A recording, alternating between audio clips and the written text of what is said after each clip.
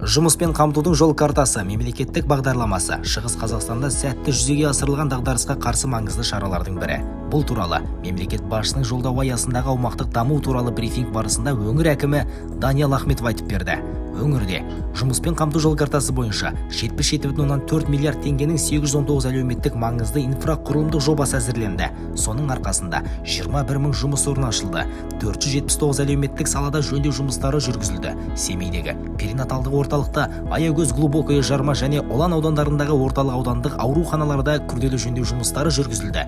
Сонымен қатар, елбасының студент жастардың өмір сүру жағдайларын жақсарту жөніндегі 5 әлеуметтік бастамасы аясында 1,1 мың орындық 4 жатақхана, оның ішінде жұмыспен қамту жол картасы бойынша 2716 орындық жатақхана құрылысы жүргізілуде.